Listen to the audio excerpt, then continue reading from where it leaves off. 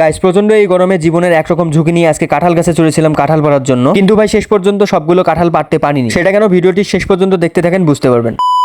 ভাই দুপুরে 11টার দিকে এই কড়কড়া রোদে একটু বাইরে বের হই, তো হঠাৎ করে মনে পড়ে যে একটু চা খাওয়া যাক, চা খাই। ভাই গরম টরম আমি কিছু মানি না, আমার চা না খেলে একদম চলে না। মানে এত স্বাদ কি জন্যে। যাই হোক, আমাদের রান্নাঘরের সামনে একটা কাঁঠাল গাছ রয়েছে। সেই কাঁঠাল গাছ থেকে আম্মু বলে যে কাঁঠালগুলো পেরে দিতে, যেগুলো হচ্ছে হাতে পাওয়া যায় না, মানে উপরের গুলো আর কি। যাই হোক, একটা মই নিয়েছি নিচে। এরপরে ভাই অনেক কষ্ট মষ্ট করে উপরে চড়ি। ভাই উপরে চড়ার সময় শুধু মনে মনে ছুড়া পড়তেছিলাম, মানে একরকম আতঙ্কে ছিলাম যে কখন বা ভেঙে পড়ে যাই আবার নাকি। যাই হোক, অনেক কষ্ট মষ্ট করে চড়ি। ভাই বলার মতো কিছু নেই, উপরে চড়েও বুক কাঁপতেছিল যদি আবার ডাল ভেঙে পড়ে যায়। যাই হোক, একদম উপরের কাঁঠালগুলো চড়ে তো আর পারা সম্ভব না, এই জন্য একটা কোটা নিয়েছি, কোটার মাথায় কাঁচি ছিল। তো এরকম করে অনেক কষ্ট করে আমার পক্ষে যে কটা কাঁঠাল পারা সম্ভব হয় সে কটা পেরে নেই। আরো কিন্তু উপরে কিছু কিছু কাঁঠাল ছিল, সেগুলো পারতে পারিনি আমি এখানে।